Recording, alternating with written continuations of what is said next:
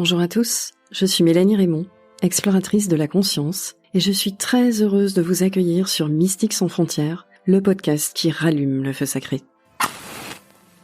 On s'est tous un jour sentis connectés à quelque chose de plus grand que nous, et pourtant, on peut perdre cette connexion. Certains savent l'entretenir mieux que d'autres, et c'est à eux que je donne la parole dans ce podcast.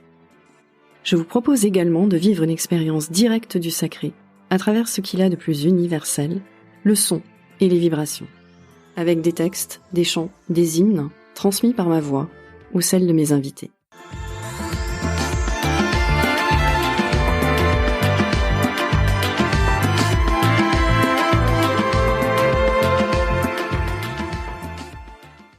Pour cette interview, c'est un couple que je reçois dans Mystique sans frontières.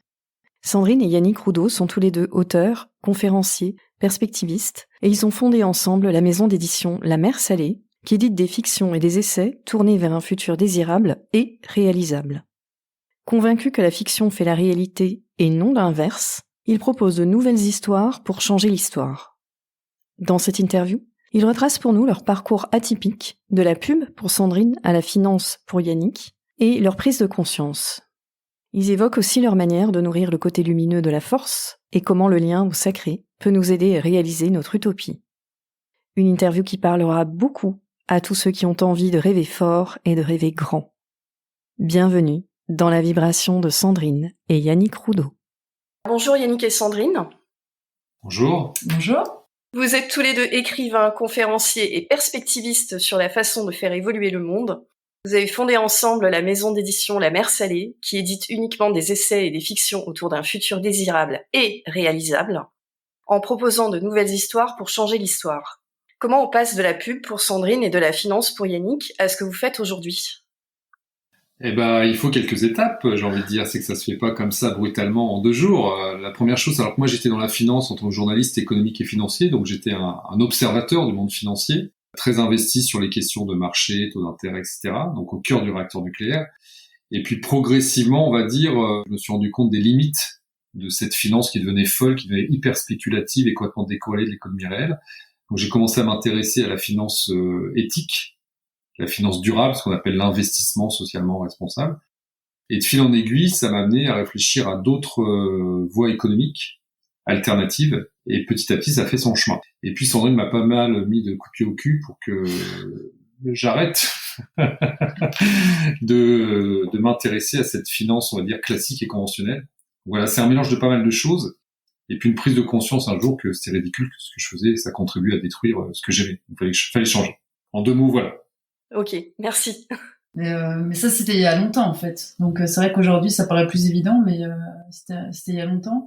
Moi, je dirais, en fait, c'est beaucoup plus facile de le voir a posteriori, mais au moment où ça t'arrive, en fait, tu t'en rends pas compte. En tout cas, moi, je l'ai pas vu comme un chemin, puisque c'était en 2001, donc du coup, c'était il y a longtemps, et il y avait pas forcément grand monde qui s'en préoccupait. Donc, moi, je dirais pas comment je suis passée à défendre un monde durable, c'est plus il y a un monde durable qui a décidé de passer par moi, quoi, et qu'il a fallu que j'arrête, en fait. C'était plus possible, quoi. C'est-à-dire que en même temps que j'ai eu une prise de conscience, je me suis alignée sur cette prise de conscience. Après, on s'aligne petit à petit, mais en tout cas, il n'y avait pas de retour en arrière possible, il n'y avait plus de complaisance possible avec ce que je faisais. Et donc, on dirait que ça a été brutal dans le switch et progressif dans les moyens de m'aligner, quoi. En ce qui me concerne, pour ceux à qui ça arriverait, moi j'ai mis du temps à remettre en question la culture économique, ma façon de voir le monde, c'était progressif. C'est-à-dire que j'ai pas tout envoyé balader du jour au lendemain, ça a été progressif. Il y a un jour, on s'autorise à critiquer le capitalisme. Mais quand on est dans ce monde capitaliste depuis l'âge de 17-18 ans, du fait du formatage scolaire dans les écoles de commerce, on a du mal à le critiquer. Et en fait, au début, on veut pas entendre la critique. Et petit à petit, on s'autorise jusqu'au jour où ça paraît tellement évident que on peut plus accepter certaines choses. Moi, c'est presque l'inverse, en fait. Moi, ça a été vraiment, je me suis autorisée tout de suite, en fait, le truc, et ça a été un rejet brutal. Et c'est en fait que quelques années plus tard où je me suis dit, mais finalement, ce métier de communicant et comment rendre désirables les choses, en fait, il est important pour faire advenir ce nouveau monde. Je me méfie toujours, moi, de ce que notre cerveau nous protège, en fait. Donc moi, c'était vraiment très corporel. Et puis pour reprendre, on va dire, le petit levier, qui n'en était pas un petit, c'est c'est quand je suis devenue maman, donc voilà. Oui, C'était c'est la quand question même que j'allais assez, poser. Qu'est-ce qui a déclenché? c'était quand même assez brutal. C'est à la fois le fait de devenir maman, donc de se recentrer et de contribuer au monde, et en même temps, je pense que c'est ces mois de congé maternité qui fait que tu arrêtes de pédaler sur le vélo et que là, tu regardes ta vie d'un peu plus, tu décadres en fait. Et donc, quand tu décadres, tu recentres. Alors, quand on regarde l'ensemble de votre parcours, ce que vous faites aujourd'hui, et ce que vous proposez pour le futur, moi, la phrase qui me vient en tête, c'est cette phrase de Mark Twain. Ils ne savaient pas que c'était impossible, alors ils l'ont fait. Est-ce qu'il faut avoir la foi pour faire ce qui paraît impossible? En tout cas, il faut de la détermination, ça c'est évident, c'est-à-dire que je pense que le temps d'être pessimiste ou optimiste est révolu, ça se pose pas dans ces conditions-là, dans ces termes-là. Il faut avoir une vision de ce que l'on veut, de ce qu'on aimerait voir émerger. Après, il faut se lancer, être déterminé à aller jusqu'au bout, faire tout ce qu'on peut faire. Et bien sûr, ça paraît complètement inatteignable dire aujourd'hui aux gens qu'on va vers un monde de frugalité heureuse, de moins de matérialisme, plus de temps libre, plus d'humanité, une réconciliation avec la nature, ça les fait sourire. Et quand ils regardent l'état des lieux environnemental et le monde économique dans lequel nous vivons depuis au moins l'après-Seconde Guerre mondiale, ça paraît complètement irréalisable. Mais c'est ça qui est intéressant. Parce qu'en fait, l'histoire de l'humanité, c'est une succession de phénomènes totalement inattendus, irréalisables a priori, qui se réalisent. Et c'est par la foi de certaines personnes, enfin la croyance, en tout cas l'envie, la folie de certains aussi, parce qu'il y a plusieurs degrés d'engagement dans tout ça, qui fait que ces choses-là émergent, surgissent et se concrétisent. Donc oui, n'ayons pas peur de rêver fort, n'ayons pas peur d'imaginer l'inimaginable, parce que si on reste pragmatique et cynique, c'est pas très joli la trajectoire. C'est l'effondrement de la biodiversité, c'est un climat insoutenable, donc c'est une vie sur Terre qui disparaît. Donc on est condamné à croire en autre chose. On n'a pas le choix. Ouais, il y a vraiment une différence entre.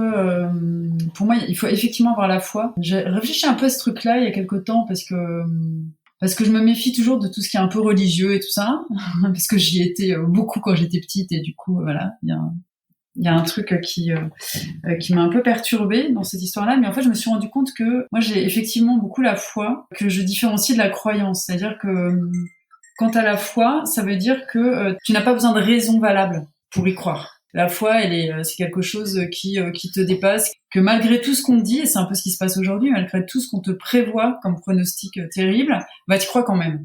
Donc il y a vraiment quelque chose de cet ordre-là, alors que la croyance, c'est vraiment lié à tout un système justement de croyances et de raisons, etc.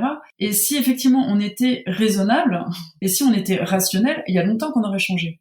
Donc en fait, paradoxalement, on a toutes les raisons de changer, parce qu'on a tous les chiffres de biodiversité, de climat, etc., qui montrent que c'est totalement irrationnel notre monde aujourd'hui. On est en train d'œuvrer contre notre propre survie. Et pourtant, finalement, ceux qui arrivent à y aller, c'est ceux qui ont la foi, c'est-à-dire vraiment ce truc de... Exactement, de confiance en la vie et vraiment de foi en l'humanité. Et ça, c'est important parce que il y a vraiment aujourd'hui, je dirais, un espèce de combat entre, effectivement, comme disait Yannick, les cyniques et les défaitistes qui ont décidé que de toute façon on s'en sortirait pas, qui est une forme de voilà, à la fois de déresponsabilisation et de fatalisme, quoi, c'est un peu facile. Et ceux qui croient en l'humanité. Moi, j'ai vraiment cette foi-là. Et même, ça me met en colère, en fait, de voir à quel point on sabote cette foi en l'humanité. C'est-à-dire que vraiment, on dirait qu'on ne peut plus rien, à la fois personnellement, individuellement et à la fois collectivement, et qu'on ne nous montre que des exemples qui nourrissent plutôt le dégoût de l'être humain. Et je crois vraiment que la foi en l'humanité, en fait, c'est le truc de base pour te dire que non, quoi, qu'on va y arriver. Et c'est aussi ce qui fait que tu fais des enfants. Enfin, je veux dire, si t'as pas foi en l'humanité, effectivement, tu ferais pas d'enfants, genre. J'ajouterais une chose, croire en l'humanité, avoir envie que notre environnement change, que notre mode de vie se transforme radicalement, qu'on a quelque chose de nouveau et d'inédit dans l'histoire de l'humanité, ça doit se faire avec un investissement fort et un lâcher-prise tout aussi fort. Ça peut paraître totalement antinomique, mais ce que je veux dire par là, c'est que moi, au quotidien, je lâcherai jamais, je me battrai jusqu'au bout, mais je suis prêt à perdre aussi. Peut-être que ça ne marchera pas. Voilà, ça faut l'accepter. C'est-à-dire qu'il n'y a pas, c'est ce qui fait peut-être la différence entre la croyance religieuse et cette détermination, c'est que moi, dans un coin de ma tête, en permanence, je me dis oui, peut-être que c'est vain, peut-être que c'est un combat vain, mais je veux pas m'y résigner, parce que jusqu'au bout, on peut être surpris par l'inattendu et quelque chose peut surgir et on va peut-être y arriver. Et c'est une façon de vivre aussi. Ce serait mensonger de dire aux gens, ça va marcher, vous inquiétez pas. Non, ça marchera peut-être. On a des chances que ça surgisse. Si on agit et si on y met une intention forte, il y a des chances que ça surgisse. Mais peut-être qu'on se trompe, nous aussi, et surviendra autre chose. Mais ça, on n'y peut rien. Et ça sert à rien de présupposer cette défaite. On ne sait rien du futur. Donc autant agir avec détermination. N'ayons pas peur de ce qui va surgir et n'ayons pas d'assurance sur le résultat. On verra. Et ça, c'est un choix, en fait. Ça se démontre pas. C'est-à-dire, comme dit Yannick, ça veut pas dire qu'on a raison. Mais ça veut dire que c'est un choix. Nous, on fait le choix de la foi en l'humanité, en fait. Et puis, que chacun fasse le choix qu'il a envie de faire. Et ce choix-là, en fait, il s'entretient. Parce qu'évidemment, tu peux regarder toutes les raisons qui nourrissent cette foi et tu peux regarder l'inverse. On a tous des biais de confirmation, c'est-à-dire que nous on essaie de voir les bonnes nouvelles, ce qui nous montre que ça bouge, et puis t'as les cyniques qui par biais de confirmation te disent mais regarde ça ne bouge pas, t'as vu les gens ne changent pas, et puis les gouvernements ne changent pas, et puis de toute façon le climat c'est foutu. Donc on a tous des biais de confirmation, mais il faut en être conscient. Et ça donne d'autant plus de force que t'es capable d'être conscient que peut-être que t'es dans un biais de confirmation. Mais ça n'enlève pas, tu vas continuer ton chemin quand même. Parce que, en fait, moi je crois on croit à l'histoire dans laquelle on a décidé de vivre. C'est vraiment un choix, en fait. C'est vraiment un choix. C'est-à-dire qu'il y a plusieurs vérités, mais nous, on a décidé celle-là. On trouve qu'elle est quand même plus joyeuse, plus sympa. Oui, on est dans un clair-obscur. Autant choisir le chemin de la lumière que celui de l'obscurité, parce que l'obscurité, c'est facile à choisir aujourd'hui. Ça veut pas dire qu'on n'est pas lucide, mais ça veut dire que dans tous les faisceaux de possibilités qu'il y a, on a choisi celle-là. Alors, on choisit l'histoire dans laquelle on a envie de vivre. Est-ce que c'est la raison pour laquelle vous avez créé cette maison d'édition, La Mer Salée ? Complètement, en fait. Alors, elle est partie de deux choses. Elle est partie d'un agacement, d'un coup de gueule, j'ai envie de dire. Parce que moi, j'avais écrit un manuscrit il y a 10 ans qui a été refusé par un éditeur, ça m'a énervé. Donc, on s'est dit, bon, on va le faire nous-mêmes. Donc, c'est le côté pragmatique. Parce qu'on avait... Qui était sur l'effondrement, d'ailleurs, à l'époque. C'était sur la collapsologie en 2012, facteur d'effondrement des grandes civilisations. Après, très vite, on a pris le parti pris de publier des choses plutôt enthousiasmantes, qui peuvent agir sur la transformation des esprits pour changer le monde. Et aujourd'hui, c'est la ligne éditoriale qu'on creuse, quoi. C'est de l'anticipation positive et des essais susceptibles de faire évoluer les gens dans leur mode de pensée, leur ouvrir les yeux. Et tout ça par des livres, parce qu'on sait que la culture est très importante. Et puis, on est convaincu que la fiction fait la réalité, et c'est pas l'inverse. Oui, c'est clairement pour ça. C'est-à-dire qu'à un moment donné, et d'ailleurs, quand il y a eu le confinement, moi, ça m'a beaucoup aidé parce que en gros, ça fait 20 ans que moi j'ai vraiment ce besoin viscéral, pas désespéré, mais quelque chose qui est vraiment, je veux désespérément changer ce monde, en tout cas y contribuer. Et jusqu'à présent, je faisais plein de choses différentes, du conseil en développement durable pour les entreprises, j'écris, on transmet, on fait des conférences, on imagine ce que peut être demain avec la prospective, etc. Quand tu mises sur l'édition, on n'est pas dans l'action, en tout cas. On a l'impression que quand on écrit, quand on publie, c'est pas de l'action, c'est pas de l'activisme tel que moi je l'entends d'habitude et auquel je contribue aussi. Et le confinement, en fait, a été assez intéressant pour ça parce qu'on s'est dit, mais finalement, si on nous avait enlevé les livres, les films et la musique, là, on aurait vraiment été confinés. Et là, on s'est dit, mais finalement, c'est vraiment une porte de liberté. Et en plus, on a un prisonnier qui nous a demandé des essais pour sa réinsertion. On s'est dit, mais oui, mais c'est vrai, en fait, c'est vraiment le seul endroit dans lequel on a toujours encore de la liberté, dans lequel on peut se forger nos propres pensées, dans lequel on peut évoluer intimement dans un cadre qui est sécurisant, qui est le cadre d'une lecture personnelle, intime. Et c'est vrai que les livres, ils sont créateurs, comme disait Yannick, c'est-à-dire que quand tu lis de la fiction, tu projettes tes images, et donc tu es en train de créer un monde. Et à partir de là, je sais pas, moi ça m'est arrivé, je pense que ça arrive à tout le monde, quand tu refermes un livre, tu te dis, non, mais c'est possible, quoi. Et moi je veux être ça, et je peux être ça. Et on a besoin de ça aujourd'hui, et on n'en a pas tant que ça, parce qu'en fait, la fiction qu'on a aujourd'hui, c'est une fiction qui nous plombe, c'est une fiction qui nous déprime, qui nous sabote la foi en l'humanité. Enfin voilà, tout est glauque, c'est fini d'avance, c'est l'effondrement, c'est la culture de l'argent encore, c'est la culture de la violence faite aux femmes encore, c'est ok, il faut dénoncer, on est d'accord, mais si ça avait servi à quelque chose, il y a longtemps qu'on serait opposé à tout ça, en fait. C'est-à-dire, c'est bien les dénonciations, mais à un moment donné, il faut peut-être aussi nourrir l'autre versant de la force, qui est le versant plus lumineux. Et c'est à ça qu'on s'attaque aujourd'hui, et on en est plus convaincu chaque jour qui passe, quoi. Alors justement, comment vous nourrissez, vous, individuellement, le versant lumineux de la force ? En ce qui me concerne, je pense qu'il y a un travail d'introspection à faire. Parce que pour moi, la lumière, c'est la joie, c'est le sourire, en fait. Qu'est-ce qui me procure le sourire, qui est pas commandé, qui est spontané. Et donc, depuis pas mal d'années, je sais pertinemment ce qui me fait du bien et ce que je ne veux pas faire. Donc, je pense que chacun doit d'abord définir ce qui lui fait du bien, ce qui le renforce et ce qui l'affaiblit, ce qui lui pompe de l'énergie. Une fois qu'on sait ce qui nous renforce, faut le cultiver. Donc par exemple, moi, à titre personnel, c'est d'aller marcher tous les matins dehors. Faut que je sorte le matin, faut que j'aille voir les arbres, la Loire, parce qu'on vit en bord de Loire, la nature, faut que je respire le vent, l'air, voilà, ça me fait du bien, ça me nourrit, première chose. Après, il y a le contact à la mer, besoin d'aller sur l'océan. L'océan, c'est un élément qui me fait énormément de bien, où là, quand j'ai le sourire qui monte tout de suite aux lèvres, donc je sais que je suis à ma place, mais la nature de manière générale, et puis faire des choses, qui me sont faciles à faire, parce que ça me fait du bien, et ça me donne l'énergie d'aller m'attaquer à des choses plus difficiles. Par exemple, écrire un livre ou prendre mon bâton de pèlerin parfois pour traverser la France ou l'Europe pour aller faire une conférence. Ça demande toujours beaucoup d'énergie, faire 7 heures de train, 8 heures de train, prendre la parole devant des dizaines de personnes, ça demande de la force. Cette force, je la cultive au quotidien par ces moments de procrastination dans la nature, ou par les lectures, ou par les amis, la famille, enfin les enfants, tout ça. Ça me fait du bien. Voilà, c'est comme ça que je maintiens ma flamme lumineuse. Ouais. Le plus ardente possible, alors que si j'étais dans un combat sacrificiel en me disant il n'y a pas le temps, Yannick, il faut absolument que tu écrives un nouveau livre, il faut absolument que tu fasses plus de conférences, il faut absolument que tu hurles dans tous les médias que c'est une catastrophe, il faut changer le monde, je viendrais aigri, éteint, et donc je n'aurais plus la puissance qui va me toucher les gens.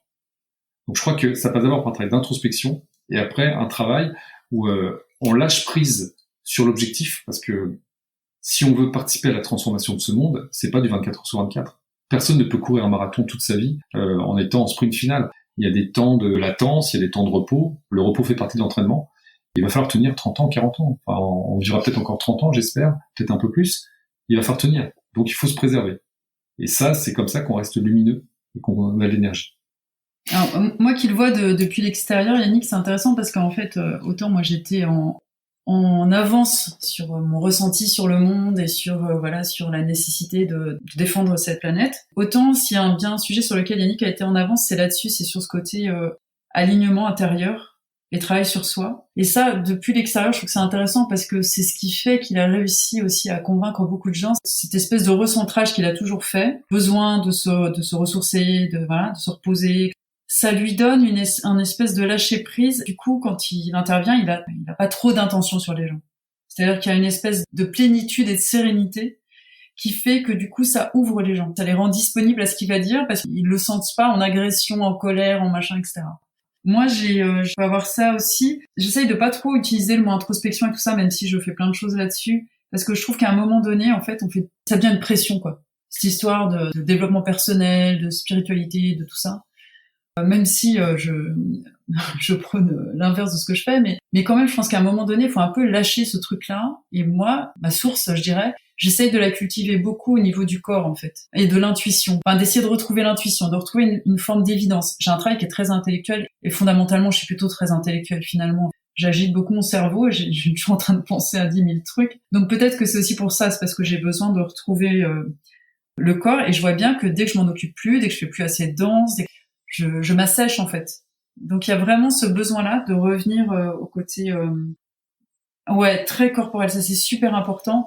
C'est ce qui fait que tu ne pars pas en burn-out militant par exemple. C'est ce qui fait que effectivement tu es ancré dans ta réalité parce que la réalité c'est ça quand même. C'est comment est-ce que notre corps va quoi. Donc ça c'est important et je pense que quand on dit l'alignement très souvent on parle des gens qui sont alignés entre leurs valeurs et ce qu'ils portent comme discours, mais je pense c'est aussi le fait d'être aligné avec son corps en fait.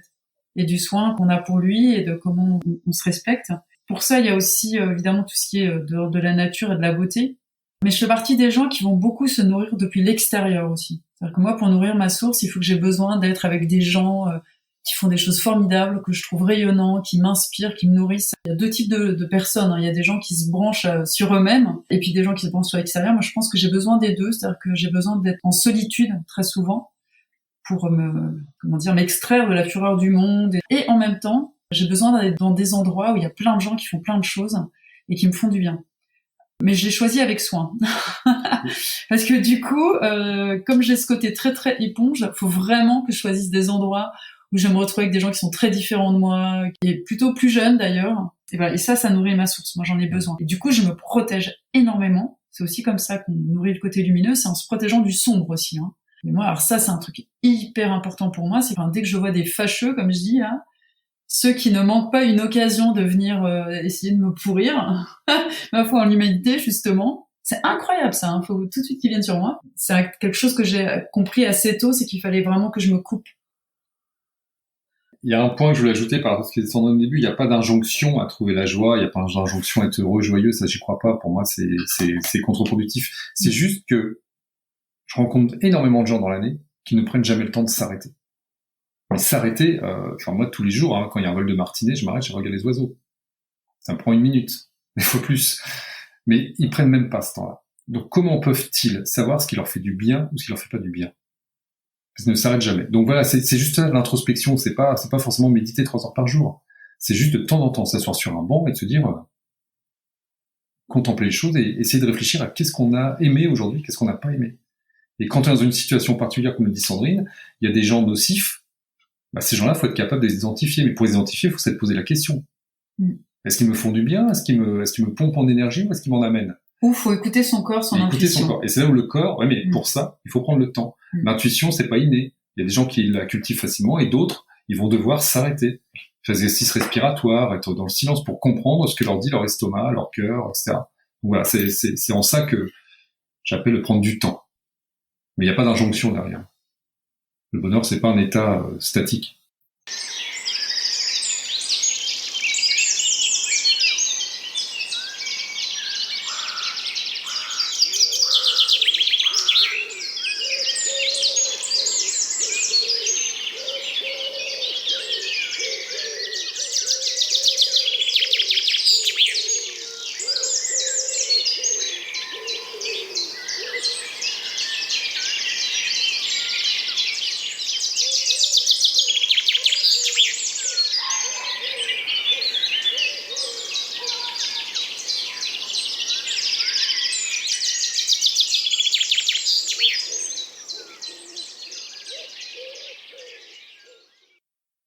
Donc vous êtes tous les deux des éveilleurs de conscience. Quel lien vous faites entre respect du vivant, pour lequel vous êtes tous les deux très engagés, et sacré? Alors moi c'est une question qui me tient à cœur parce que dans le dernier livre que j'ai écrit sur l'improbable, j'aborde la question de l'animisme. L'animisme, ça veut dire anima, le souffle de vie. Et donc le souffle de vie est sacré chez les peuples natifs. C'est-à-dire que sacré au sens où il y a un profond respect de tout ce qui est vivant. À tel point que chez un Indien animiste, il n'y a pas de différence entre l'extérieur et l'intérieur. C'est-à-dire que le mot environnement n'existe pas, le mot nature n'existe pas, la vie est partout. Et comme vous avez cité une bulle, le vent, c'est le premier souffle du bébé qui sort du ventre de sa mère, et c'est aussi il porte aussi le dernier soupir du grand-père qui va mourir. Et ce qui fait que, pour moi, l'aspect sacré, c'est l'aspect respect, ce qui m'agace beaucoup aujourd'hui, et j'avais écrit un livre en 2016 qui s'appelait Zéro pollution, où je poussais un coup de gueule sur le saccage du vivant, le saccage de l'environnement, au service d'un point de PIB, quoi. C'est-à-dire qu'aujourd'hui, on en est arrivé à un point où on déforeste Bornéo, on tue des espèces animales et on détruit des espèces sauvages pour manger du Nutella, et on déforeste l'Amazonie pour manger un cochon breton qui a fini en tranche de jambon sous cellophane. C'est scandaleux. On n'a plus aucun respect du vivant. Et c'est pas parce qu'on met une ruche sur le toit qu'on respecte le vivant, ça va bien au-delà de ça. Et donc la protection du vivant passe par la contemplation, donc retrouver la beauté du vivant, de la nature. Et une fois que on est émerveillé par cette nature, qu'on se rend compte du miracle dans lequel on vit, c'est quand même moi je suis pas croyant du tout, donc il y a un coup de bol phénoménal, il y a quelque chose en tout cas qui me dépasse, on en parlera peut-être après. Mais une fois qu'on est conscient de ça, on peut pas ne pas respecter, donc ne pas sacraliser la nature, mais sacraliser ça veut pas dire en faire une déesse qu'on va honorer comme un dieu monothéiste, c'est juste être capable d'être en conscience à chaque instant qu'on a une chance incroyable de voir ces végétaux qui nous rendent service, ces animaux qui nous rendent service, et tout ça est beau, c'est pas gentil ou méchant, un animal peut nous manger, mais il peut nous faire du bien aussi, mais que tout ce qui est là, c'est incroyable. Et ça, c'est ce que j'appelle le respect. Donc c'est-à-dire qu'avant de couper un arbre, on fait comme les animistes, on lui explique, on le remercie pour son sacrifice, et on coupe le petit arbre, mais pas l'arbre centenaire. Un animiste prélève l'animal blessé, l'animal malade, mais ne tue pas une femelle qui va mettre bas, ou ne tue pas un mâle dominant en âge de procréer. C'est du bon sens. Nous, on pêche les poissons les plus gros, et on laisse les petits. C'est l'inverse, il faut faire. On est complètement déconnecté du bon sens et du sacré. Donc il faut remettre une dose de sacré, mais au sens respect. J'ai toujours du mal avec ce que j'appelle les gros mots, comme le sacré, le respect et tout ça. Et en même temps, c'est parce qu'ils sont très très importants pour moi. Et du coup, je comprends même pas qu'on en parle, quoi. C'est-à-dire que je comprends même pas qu'on ne respecte pas le vivant, en fait. Je comprends pas qu'on se pose cette question-là. Pour moi, la vie, elle est sacrée. La beauté, elle est sacrée. En fait, tout est sacré, quoi. Comme je ne comprends pas le racisme, par exemple, c'est quelque chose qui me sort de mon entendement, je n'arrive pas à comprendre comment on peut se sentir supérieur, comment on peut mépriser quelqu'un par lequel passe sa vie. J'ai du mal à comprendre, mais je comprends bien que c'est probablement le problème de notre civilisation, en fait. C'est qu'elle a perdu le sacré et qu'elle a perdu le respect du vivant pour aller se perdre dans des choses totalement mais futiles, totalement laides, en fait. Pour moi, on est passé avec le triptyque, comme dit Maffesoli, matérialisme, rationalisme et individualisme. Et à cause de ça, on a lâché l'enchantement. On a lâché l'enchantement qu'il y a dans la nature, dans les rituels. Et les rituels, c'est quoi ? C'est de l'attention portée, en fait. C'est du soin, c'est du moment consacré. D'ailleurs, c'est dans le même mot, tu vois, consacré, sacré avec. Et en fait, on a perdu l'enchantement, donc on a perdu effectivement à la fois la joie et à la fois le respect des choses. Et ça, je pense que c'est vraiment la base de tout le bazar, quoi. Et en plus, avec cette espèce d'arrogance suprême de penser que l'enchantement serait quelque chose de naïf et de superficiel et d'optionnel, quoi. Et tout ça est assez récent dans l'histoire de l'humanité, parce que ça fait comme au moins 400 000 ans que l'homme sous la forme actuelle qu'on appelle sapiens existe. Au moins. Et en fait, les choses ont commencé à tourner au vinaigre il y a quelques siècles seulement. Parce que chez les Grecs anciens, il y avait une forme d'animisme dans la culture anti-grecque. Les lieux étaient sacrés, les montagnes étaient sacrées. Et on retrouve ça aussi dans toutes les civilisations, les Védas, le bouddhisme, etc. Et c'est vraiment le début du christianisme, mais pas que. Puis après, les Lumières avec la rationalité, qui ont vraiment amené l'homme à se décoller totalement du vivant, ce que Descola appelle le grand partage. On a partagé le monde en deux. Il y a l'humain et le non-humain. Mais c'est extrêmement récent, parce que même si on monte juste aux Lumières 3 siècles, sur 400 000 ans, 300 ans sur 400 000 ans, pendant près de 400 000 ans, on a respecté la nature telle qu'elle était. On l'a remercié au quotidien. On l'a remercié sachant qu'elle n'est pas toujours généreuse avec les humains, elle peut être très violente aussi. Mais c'est une erreur d'interprétation, on cherche le bien et le mal là où ça n'existe pas, c'est une invention humaine. Mais voilà, ce que je veux dire par là, c'est que tout ça est récent, mais en quelques décennies et quelques siècles, on a réussi à nous mettre en péril. C'est quand même vachement fort. On est d'une inconscience et d'un aveuglement effroyable. Tout détruire, alors depuis 1960, depuis l'avènement de l'industrie chimique, un usage technologique et des technologies de destruction massive qu'on a mis en place, c'est incroyable ce qu'on a réussi à bousiller. Et en même temps, ce qui est intéressant, c'est que, tu vois, quand je faisais du conseil en développement durable, c'est peut-être le truc qui était le plus compliqué à faire, c'est-à-dire que pour convaincre, je partais de choses rationnelles, des menaces, des opportunités aussi pour les entreprises, de leur expliquer. Et j'essayais toujours de squeezer à la fois la morale, parce que en plus je n'ai pas envie de passer par la morale sur cette histoire-là. Donc l'éthique qu'on devrait protéger, voilà, chacun, et puis chaque être, et puis chaque vivant, mais aussi l'enchantement, parce qu'il y avait ce côté un peu naïf, donc je me voyais mal la fille qui arrivait, surtout dans ces années-là. Aujourd'hui c'est un peu plus entendable, mais à l'époque c'était quand même très très difficile, notamment par exemple de parler de la nature. Donc je fais comme tout le monde, je parlais de l'environnement, donc ce qui nous environne.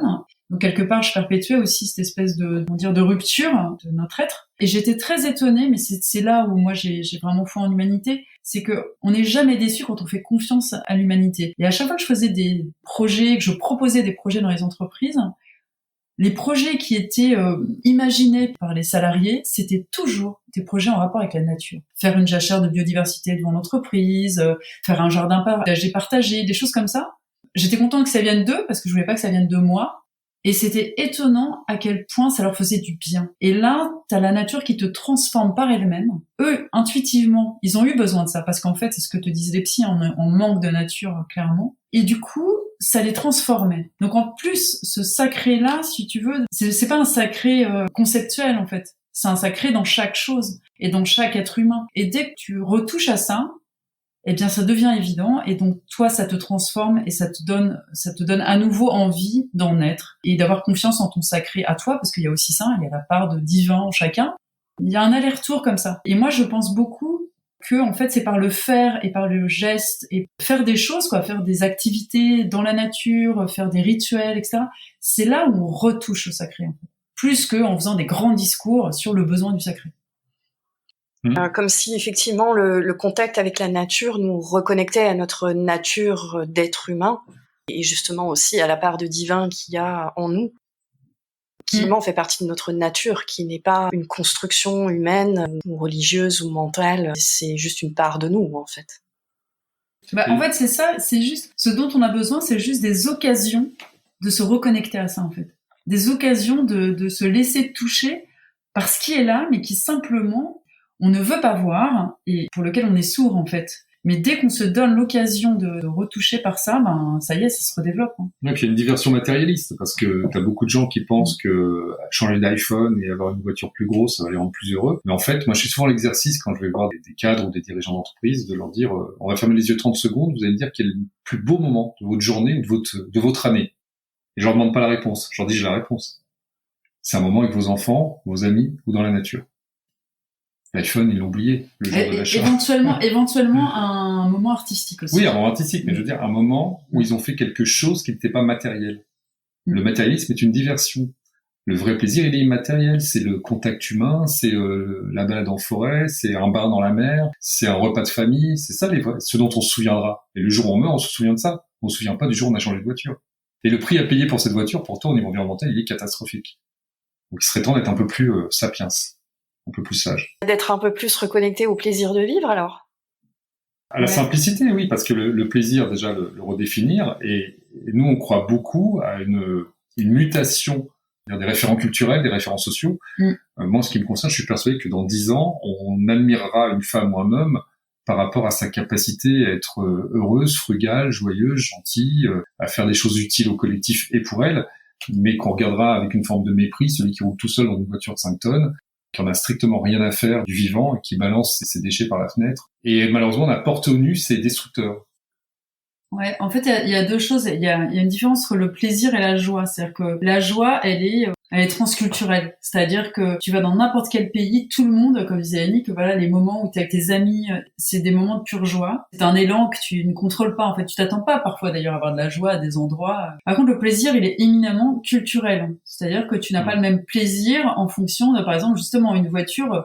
Moi, aujourd'hui, on a une vieille qui a 260 000 kilomètres, mais je dirais pas que j'en ai pas honte, mais presque, pour le même objet. C'est parce que j'ai pas le même référent culturel que d'autres. Et ces référents culturels-là, qui nous donnent du plaisir, ceux-là, ils sont liés aux normes culturelles qu'on a mis en place.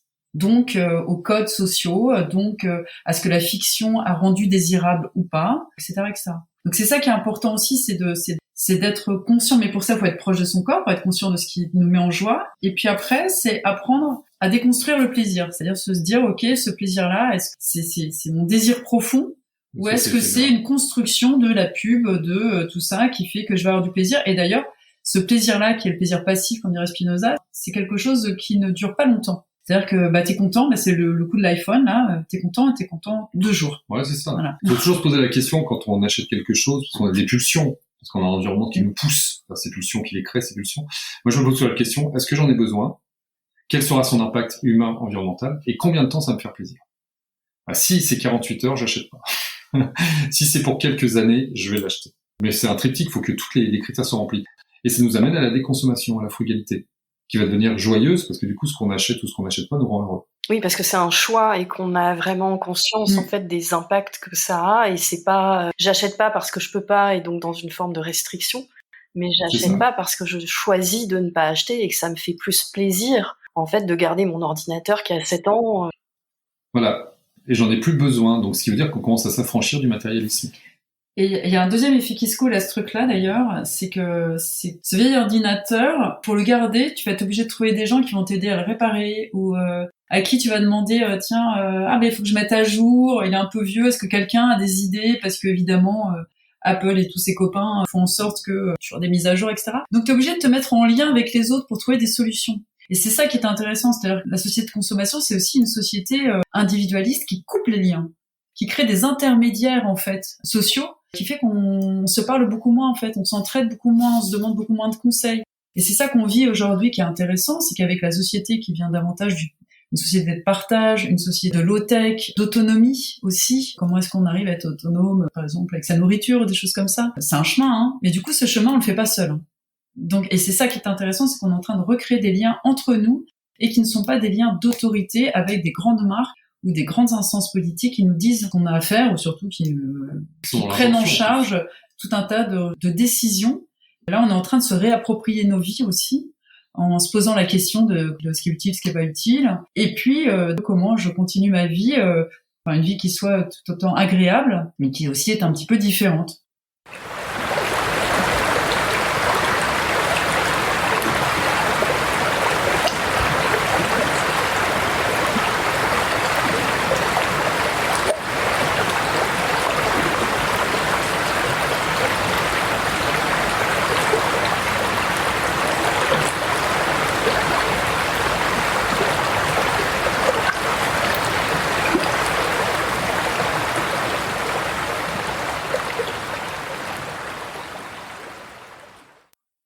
Vous êtes auteur, conférencier, éditeur, vous avez une sensibilité particulière pour les mots, et ce podcast parle aussi du pouvoir de la vibration. Est-ce que vous auriez chacun un mot que vous aimeriez que les auditeurs retiennent, un mot qui vibre particulièrement pour vous, ou un mot qui ouvre des horizons? Moi, je vais utiliser subtilité. Parce que subtilité, discernement, c'est des mots qui sont extrêmement importants parce que les choses sont pas binaires. C'est pas l'un ou l'autre, c'est pas simple, c'est pas les gentils, les méchants, c'est pas le noir, le blanc. Tout ça est très gris, hein. On est toujours dans un clair-obscur, parfois plus de lumière, parfois plus d'obscurité. Je pense que la capacité à faire preuve de discernement et à saisir la subtilité d'un moment, ou d'un mot, ou d'une situation, c'est ce qui nous permet de mieux comprendre le monde. Alors moi j'en ai plein, évidemment. En fait, dans mon roman d'anticipation, justement, il y a des gens choisissent des mots, portent des mots comme nom de famille, donc Des mots de famille. des mots de famille, voilà. Le mot qui est le plus important pour moi, c'est utopie, mais comme j'en parle souvent, je ne vais pas parler de celui-là. Donc il y a tout un tas de choses, si ça intéresse les auditeurs, où ils peuvent retrouver de ce que j'ai dit sur l'utopie. Voilà, dans ce roman qui s'appelle Les Déliés. Tout à fait. Moi, j'aime bien le mot sublime. Quand j'ai travaillé sur les périodes de l'histoire qui étaient difficiles, dans lesquelles il y a des gens qui se sont réveillés, j'avais une phrase qui m'est venue assez facilement, qui était « du tragique peut naître le sublime ». Et j'aime bien cette idée-là, c'est-à-dire que c'est vraiment l'idée de résilience, mais au-delà de ça, c'est-à-dire à partir des ruines dans lesquelles on est, ou à partir des difficultés dans lesquelles on est, à partir de ces époques qui nous convoquent à des endroits pas toujours très très confortables, eh bien on en fait un acte artistique, ce sublime, quoi, c'est-à-dire qu'on devient supérieur à ce qu'on a toujours été, mais d'une manière très libérée, en fait. Moi j'ai l'impression que le tragique aussi libère nos potentiels, qu'on se déploie et que on est tous en train de se réveiller, de se révéler aujourd'hui, et ça je pense que c'est assez beau, quoi, dans l'époque qu'on vit. Est-ce que vous auriez un ou des conseils pour vivre au mieux la période que nous traversons? Oui. Il y a plusieurs choses. La première, c'est ne pas présupposer du futur. Je rencontre énormément de gens qui ne cessent de se projeter dans quelque chose de sordide, de sombre, avec un climat ingérable et une planète invivable. C'est possible, mais c'est pas forcément probable. Donc partant de là, sachant que l'histoire de la vie humaine n'est qu'une succession d'événements inattendus qui n'étaient pas probabilisés, pourquoi tirer des lignes droites sur présent, passé et futur alors qu'on ne sait pas ce que sera le futur? La seule chose dont on est certain, c'est ce que l'on peut faire ici maintenant, c'est-à-dire quelles sont mes actions quotidiennes, mes intentions. En termes de spiritualité, qu'est-ce que j'ai envie de voir advenir et comment je peux agir par mes intentions positives sur ce monde, et qu'est-ce que je peux faire de mes journées. C'est la seule certitude que l'on a. Enfin, il y a 3 ans, personne n'imaginait qu'on serait confiné. Personne ne peut maîtriser les événements économiques, sociaux, géopolitiques qui vont surgir dans les prochaines années. Donc arrêtons d'avoir peur. Pour traverser la période actuelle, j'en reviens à ce que je disais tout à l'heure, elle est obscure si on décide de voir l'obscurité, c'est-à-dire d'écouter les grands médias, les discours mainstream, mais il y a plein de brèches de lumière tous les jours au quotidien dans nos vies, dans la vie en règle générale. Les Occidentaux se réveillent parce qu'ils découvrent l'obscurité, mais il y a plein de pays du monde qui sont dans l'obscurité depuis des décennies, dont on parlait peu parce que c'était pas nous. Eh bien oui, on se réveille, c'est un peu la gueule de bois. Pour traverser ça, cultivons un certain lâcher-prise sur tous ces événements, tout en étant conscients, c'est pas le déni. Continuons à agir et à faire en sorte qu'on fasse des choses qui nous fassent du bien au quotidien et qui peuvent faire du bien aux autres. Et puis, acceptons que les choses nous surprennent, tout en sachant qu'on ne sait pas ce qui va surgir. J'insiste là-dessus parce que il s'agit pas de dire on verra bien ce qui arrivera, c'est pas mon propos. C'est qu'on doit rester déterminé, faire des choses utiles, essayer d'utiliser son temps de manière constructive et que ça soit utile à tout le monde, tout en sachant qu'on ne sait pas ce qui va survenir. Donc c'est accepter l'incertitude en agissant avec fermeté et une forme de conviction. Et n'oublions pas que la lucidité, je terminerai là-dessus, ça vient du mot latin la lumière, ce qui est brillant, et être lucide sur le monde, ça permet d'éclairer la grotte qu'on est en train de traverser. Et quand on a une torche dans une grotte, on n'a plus peur. Quand on avance dans le noir sans lucidité, là on a peur, parce qu'on ne sait pas où on met les pieds. Donc soyons lucides pour avancer vers la lumière. Moi, je crois que le risque le plus important en ce moment, c'est la narration ambiante, qui nous plombe. La narration ambiante, elle est entretenue par les médias, par les politiques, par tous ces gens-là, qui nous plombe le moral, donc qui affaiblissent notre puissance d'être et notre confiance en nous, et on a besoin de confiance pour être convaincu qu'on peut changer les choses, et qui nous opposent les uns aux autres. Ça, c'est leur beau jeu de nous opposer les uns aux autres. Donc, par rapport à ce risque, en fait, je pense que c'est important de se mettre en suspens, d'arriver à s'extraire, de toujours avoir des temps suspendus, et les livres en font partie. C'est-à-dire que c'est vraiment un temps un peu hors du temps, en tout cas hors de la réalité qui nous est imposée.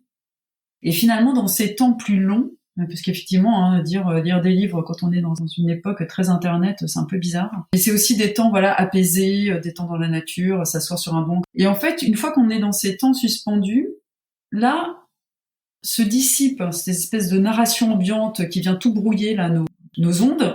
Et là, en fait, réémerge qui on est au fond, et nos convictions, et nos envies. Et ça, c'est deuxième temps, ce qui est très important de retrouver, moi je dis ces utopies aussi, ce qu'on veut voir advenir, et de retrouver ces élans. Et pour ça, on n'arrive pas à les trouver quand c'est le bazar, et qu'en fait, toutes nos ondes sont brouillées par des messages qui ne sont pas les nôtres, et qui sont clairement très orientés. Je pense qu'il faut suivre ces élans, il faut suivre ces utopies, c'est des choses qui sont extrêmement importantes. À chaque fois que je demande à des gens c'est quoi votre utopie, etc., et qu'on travaille dessus, on se rend compte à quel point c'est extrêmement ancré sur ce qui est important pour nous. Et que donc on ne peut pas vivre très bien en étant très éloigné très longtemps. Donc on a besoin de revenir à ça, et une fois qu'on a ça, se dire ok, en fait moi j'ai envie de mettre plus de verdure dans mon village, ou de défendre les enfants, ou de transmettre ça, j'en sais rien, peu importe son utopie.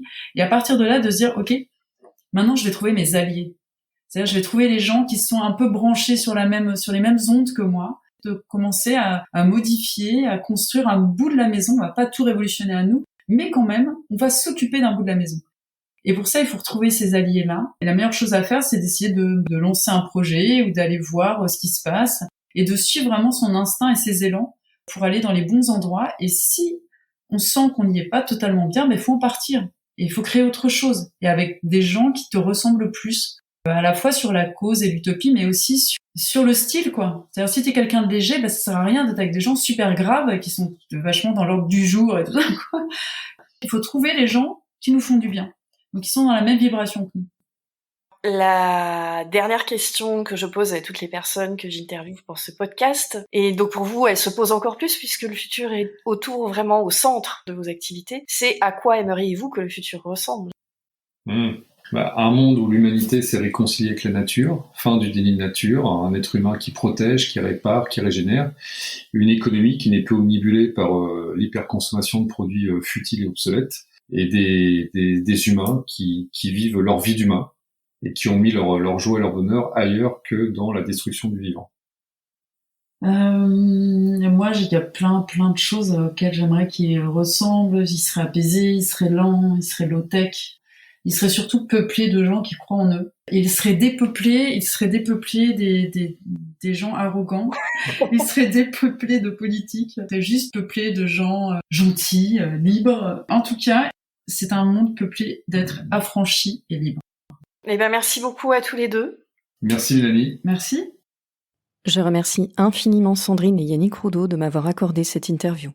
Vous pouvez retrouver leurs livres, ceux qu'ils ont écrits, dont Quand l'improbable surgit, un autre futur revient dans la partie, L'utopie mode d'emploi, Les déliés, et les livres qu'ils éditent aux éditions La Mer Salée, www.lamersalée.com.